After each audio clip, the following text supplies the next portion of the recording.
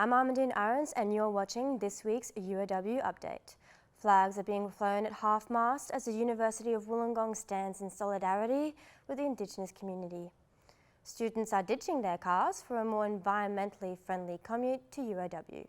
And excitement is at an all-time high as Wollongong soccer players celebrate their well-deserved victory at the National Youth Girls Championships.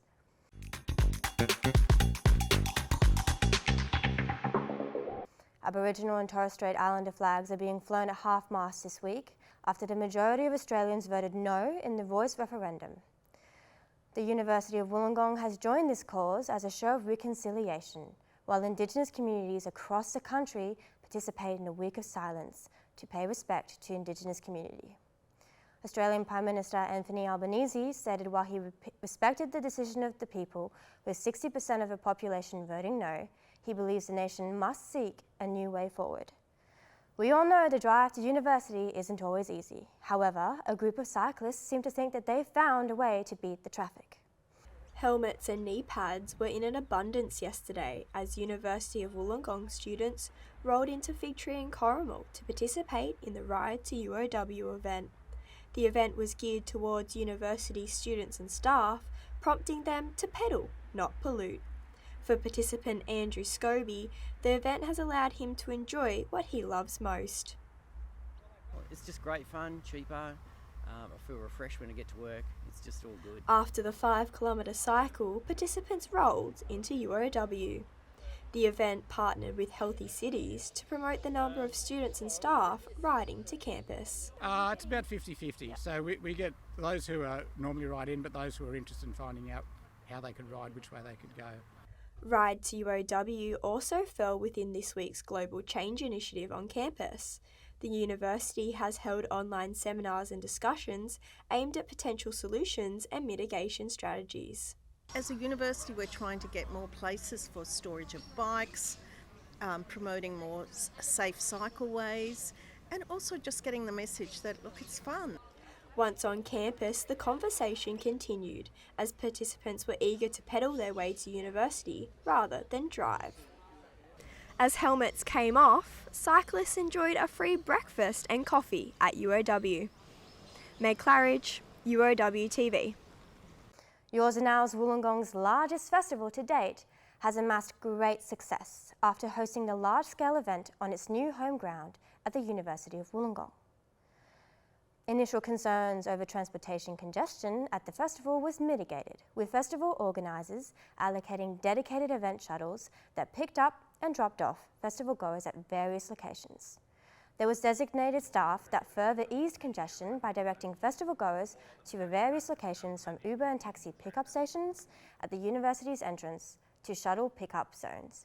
Young female soccer players from across New South Wales are celebrating their sweet victory over Victoria in the final under-16s game at this year's National Youth Girls Championships. With a large-scale event hosted in our hometown, Wollongong supporters said they were proud and excited to showcase the local talent.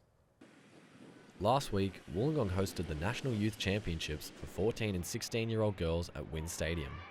Organised by Football Australia, the event saw 22 teams from around the country compete over 5 days. With talent on full display, more than 900 spectators attended the finals on Friday, which saw New South Wales teams in both the 14s and 16s final. The weather's been fantastic, the level of play has been elite, and for our technical team, this is a premier talent identification opportunity, so we could see some future Matildas coming out of this group in the next several years. Players from around Australia showcased their skills in the event that saw 190 goals scored across the 5 days, including a crucial penalty save in the last minute to give Victoria a 2-1 win over New South Wales Metro in the 14As final. Seemingly unaffected by this result, however, Metro put on a dominant display in the 16s final with a 5-0 thrashing over Victoria. Being in our home state of New South Wales, this win meant that little bit extra, especially to assistant coach and local Elise Finlayson. Wollongong being able to showcase the talent that we have locally, but also to be able to host a national level tournament is something that to be really proud of. It was incredible, beautiful atmosphere, beautiful stadium, lots of support from the fans and the parents, and super happy to get the win here. In what has been a successful week for Wollongong in hosting the 2023 National Youth Girls Championships, Hopefully we can see some of these girls representing Australia in the future. Daniel Starr, UOW TV.